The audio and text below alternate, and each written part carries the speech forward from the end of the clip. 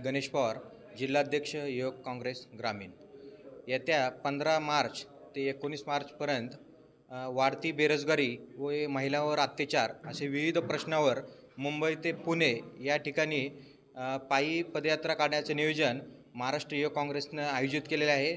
या वाढत्याही जे काही प्रश्न आहेत गंभीर, महिलांवर अत्याचार असतील, बेरोजगार असतील, या सर्व मुख्य प्रश्न घेऊन आमचे युवकचे प्रदेशाध्यक्ष कुणालदादा राऊत यांच्या नेतृत्वात हा मोर्चा पुण्याहून निघणार आहे। लहान महालपासून ते मुंबईला विधान भवनला घेराव घालायचा हा मोर्चा या ठिकाणी आयोजित केला आहे।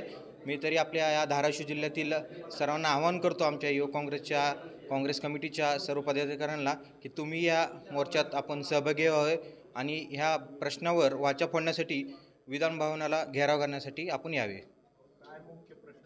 मुख्य प्रश्न जे काही वाढती बेरोजगारी आहे युवकांसाठी, आम्ही आता युवक काँग्रेसच्या माध्यमातून जे काही युवकांचे प्रश्न असतील ते घेऊन आम्ही विधान भवनाला घेराव घालणार आहे।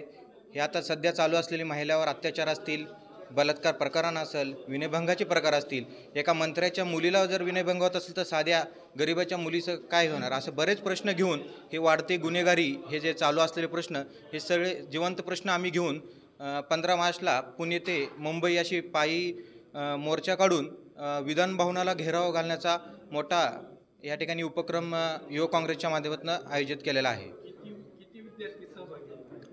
यासाठी महाराष्ट्रात प्रत्येक जिल्ह्यातून तालुक्यातून या ठिकाणी येणारे संख्या खूप मोठी असणार आहे, मोठं नियोजन आहे। त्यामुळे आम्हाला प्रत्येक जिल्ह्यात प्रेस कॉन्फरन्स घेऊन सर्वांना आवाहन करण्यात सांगितलेलं आहे।